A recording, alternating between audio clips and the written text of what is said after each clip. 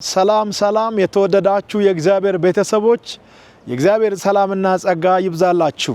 አንድ መልካም ዜና ይዤላችሁ መጥቻለሁኝ።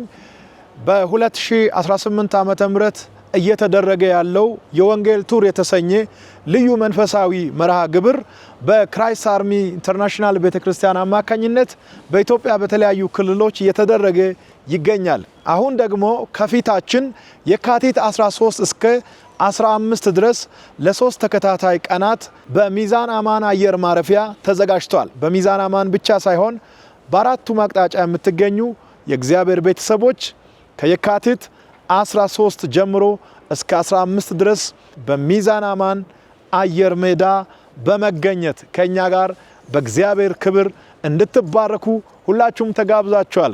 በእለቱ እኔም ወንድማችሁ በዛ ቦታ እገኛለሁኝ። ሌሎች ደግሞ በዝማሬ የሚያገለግሉ እግዚአብሔር ቀብቶ ያስነሳቸው ሰዎች ከኔ ጋር አሉ።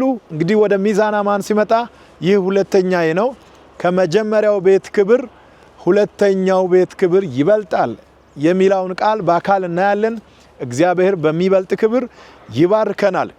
ከዚህ ጋር ተያይዞ የካቲት 15 ዕለተ እሁድ ከማለዳው 12 ሰዓት ጀምሮ እስከ 2 ሰዓት ድረስ በሚዛን አማን ከተማ በዋናው ጎዳና ላይ ወንጌል ለሕይወት ስፖርት ለጤንነት የተሰኘውን ልዩ መርሃ ግብር በሚገርም ሁኔታ እናካሂዳለን።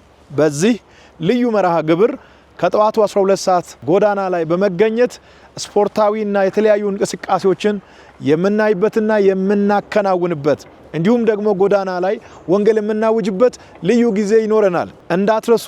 በሚዛን አማን የምትገኙ ወጣቶች በአጠቃላይ መልእክትን ዲዩት ሪፖስት ኮፒ ሊንክ በማድረግ ለብዙ ሰዎች አድርሱ።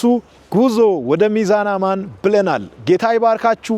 የካቲት 13 አርብ፣ 14 ቅዳሜ፣ 15 እሁድ ሚዛን አማን እንሆናለን። እግዚአብሔር ኢትዮጵያን ይባርክ። ሻሎም